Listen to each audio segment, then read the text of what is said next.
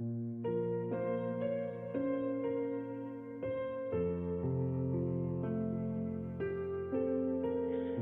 the dead of winter approaches, you may find yourself alone at night, feeling isolated and abandoned in an all too empty bed. As the night grows ever bleaker, ghastly shadows dancing across your wall, the crying wind battering against your window, an ambulance siren in the distance, and there's no one there to convince you that you didn't hear those gunshots. There's no one there at all. But do not be afraid. He waits for you. Wait for the moon to hide itself, perhaps behind a gathering of clouds. Midnight is the best time to do this. Just close your eyes and hold your breath as you exit your bedroom. Get dressed if you like, because you'll be leaving your house soon. Take nothing with you, save for what you can keep in your pockets. Then drive out of town. Drive as far away from civilization as you possibly can. Eventually, the air will become still. Then a dense fog will form just a short way down the road. You will hear nothing but silence as you approach it. Let it consume you and your vehicle. No harm will come to you from it, I promise. Don't be afraid. He waits for you. The fog will lift. You will see a dimly lit motel, stranded and alone in the night, just like you. As you walk inside, notice that there is no one else there. The only sign of human inhabitants will be a small key on the front desk. Take the key. Wander the corridors until you find the proper room. You will soon know exactly where it is, but you won't know why. Use your key to enter this room. Walk in and lie down in the bed. It's no more comfortable than your bed at home. There's nothing but pure silence for miles. Death hangs in the air all around you, and it's just so cold. But it's okay. He is frightened too. It's so cold. Cold enough to hold the pillow close to your body, burying your face in its softness and embracing it. Pretend that it's a lover if you want. You won't feel any safer, but you will feel perhaps warmer. Open your arms and lift your head. The warmth is his arms. Two twisted, mutilated arms tracing down your body. There he is, and he's frightened too. You can see it in his blackened spherical eyes, fixating upon your face and twinkling with the light of another dimension. The light shines in specks from beneath his parched skin, making him glow from the inside. Bruises cover his decaying neck, as well as deep, finger-wide indents, as if someone had tried to strangle him. He sighs and softly caresses your face. The skin of his hands begins to flake off onto you, and you want to sweep it away, but you're stunned.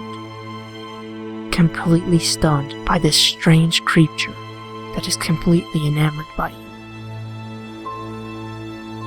At least you're not alone anymore. You'll then gather enough will to take your hands and gently lift him off of you, placing him to your side. You get a better look at him. His legs are disturbingly crooked, having been broken in so many places and healed in ways that they just weren't meant to. and he won't stop staring at you. Small, glistening tears drip from his eyes. He shivers and trembles, trying to form words with his torn mouth. You can't tell exactly what he's trying to tell you. It doesn't matter for now. Anyway, he will want to touch you, to hold and comfort you. Whatever pain you have ever felt from loneliness, whatever sorrow you may have felt in your entire life, he feels it. His tears fall onto you. He lies back in submission. He will let you do anything you want to him. He knows that no matter what you do, it will never hurt him as much as what the others have done. It will never hurt as much as the isolation he's felt in this motel. As you gaze upon his twinkling eyes, you may gain a sudden urge to mutilate him and punish him for existing the way he does. But please, be kind. He loves you after all. Spend the night with him. He'll let you do anything, and he won't be able to speak. But be sure to leave the room by sunrise. He will do everything in his power to keep you from leaving. He will grab onto you, cry and scream at you. Tears will keep gushing from his glowing eyes, disintegrating his skin even further. But no matter how much you pity him, resist him and leave. If you don't, you will be forever trapped and doomed to live the same existence that he does. Do not let him follow you. Just close the door behind you and lock it. The next thing you know, you'll wake up in your bed at home. You're alone again. Next thing you know, you'll wake up in your bed at home, sometime after the sun has risen. The events of last night will feel as if it were nothing but a dream. Everything in your home is where you left it last. Your car, your clothes, everything. Then, if you are lucky, something incredible will happen. Within a few days, you just might meet a new person. A person that has everything you want. And it's as if they were made for you. Within time, the two of you will fall in love.